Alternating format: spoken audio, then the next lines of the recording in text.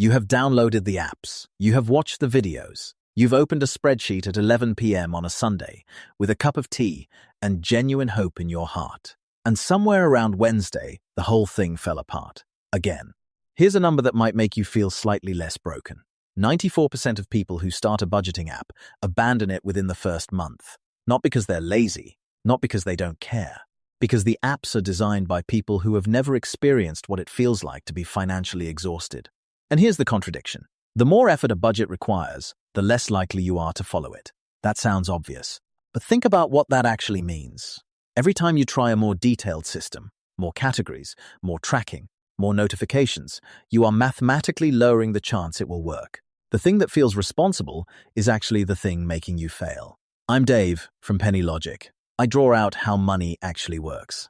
And today, we're drawing the only budgeting method that has ever survived contact with a real human being. There are 3 rules. 1 will feel obvious. 1 will feel a bit offensive in its simplicity. And the last one is the reason most people stay broke while believing they're being responsible. Let's start with the second strongest one first. Rule 2. Your budget has to be dumber than your tiredest self. Most budgets are built for a version of you that doesn't exist. The version who has energy on a Tuesday evening, who hasn't just worked an 8-hour shift, who didn't just open the fridge and realize the milk is off and now dinner's a problem and the kids need help with homework and the washing machine is making a noise. They're trying very hard to ignore. That version of you does not exist at 7 p.m. on a Tuesday. The version that does exist is running on fumes, and that version will not open an app, will not categorize a transaction, will not check a spreadsheet. That version will order a takeaway because deciding what to cook requires more brain power than they have left. So the budget has to be built for that tired version. The rule is simple. If it requires more mental effort than scrolling Instagram, it will not survive contact with your actual life. Here's the analogy. Imagine you're trying to lose weight and someone hands you a diet plan that requires you to weigh every ingredient, log every bite, and calculate every macro by hand 3 times a day. You would last 4 days. 5 if you're stubborn. And then you'd eat a biscuit and feel like a failure. That's what most budgeting advice is. And we blame the person instead of the system. The solution isn't more discipline. The solution is a dumber system. Curiosity reset.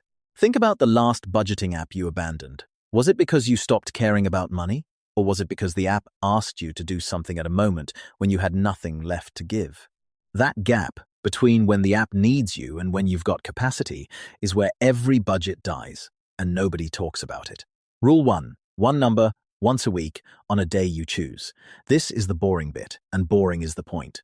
Most budgets ask you to track everything, every coffee, every meal deal, every impulse purchase at the checkout where they put the chocolate bars right at hand, height, which is not an accident, by the way. That's 20, 30, 40 micro decisions a day.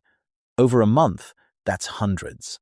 And decision fatigue is real. Your brain has a finite number of good choices it can make before it starts reaching for the easiest option. So instead of tracking everything, you track one thing, your available balance. Once a week, same day, same time, every week. No separate app. No export to CSV. Just your normal banking app.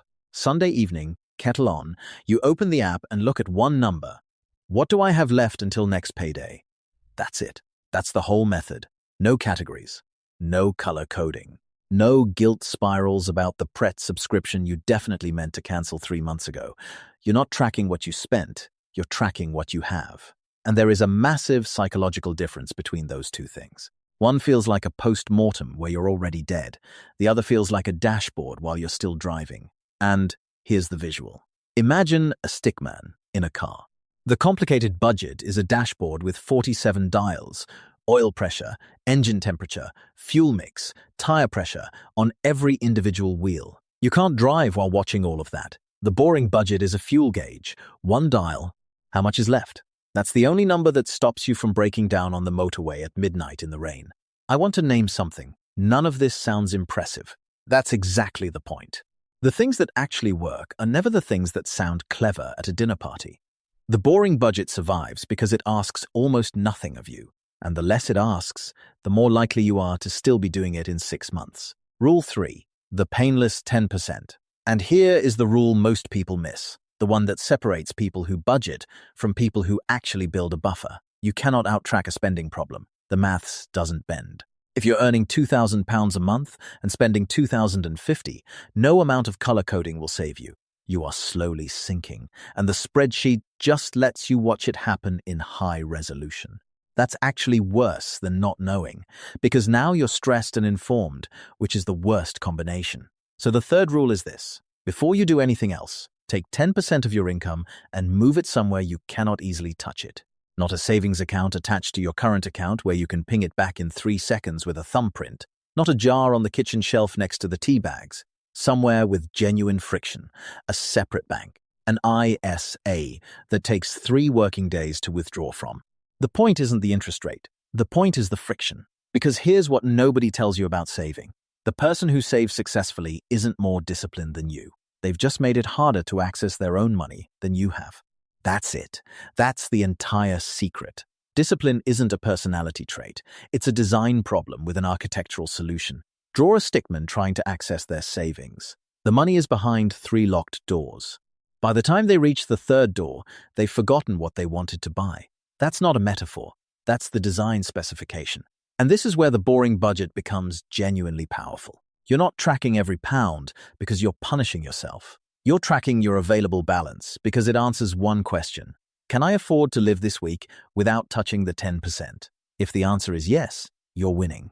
If the answer is no, you now have information, not guilt. You know the gap, and you can do something about it.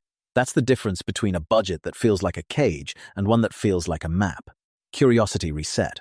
Here's the uncomfortable truth. Most people who think they have a budgeting problem actually have an income problem. But they've spent so much energy tracking every pound, categorizing every Tesco run into 16 sub-buckets, that they've never had the mental space to solve the real issue. The boring budget gives you that space back. And space is more valuable than spreadsheets. Here's what happens when you run this for 3 months. Week 1 feels weird. You keep wanting to check more, categorize more, do more. You feel like you're not trying hard enough, because we've been trained to confuse effort with effectiveness. If it feels easy, it must not be working. By week 4, something shifts. You know exactly how much you have. You know whether you're on track. Sunday evening takes 90 seconds instead of 45 minutes of spreadsheet anxiety with a side of existential dread. By week 12, you've saved 10% of 3 paychecks without feeling it, because the money moved before you could spend it. And your Sunday check-in confirms the remaining 90% is enough. The 10% you saved, you didn't miss it. You adapted. Same way you adapt when your rent goes up, you grumble for a week, then your life reshapes around the new number. The boring budget works for one reason. It treats you like a human being with limited energy, not a machine with infinite willpower. It doesn't ask you to be disciplined at 7 p.m. on a Tuesday. It asks you to be disciplined once a week for 90 seconds with a cup of tea. So here's my question, and I actually want you to answer this one. What's the budgeting method you tried that failed? And looking back, was it because the method was wrong? Or was it because it was asking too much of you at the wrong moment, on the wrong day, when you had nothing left to give? Drop it in the comments. I read every single one, and I bet your answer will look a lot like someone else's, because you're not broken. You were just given a tool that was never designed for the exhausted version of you.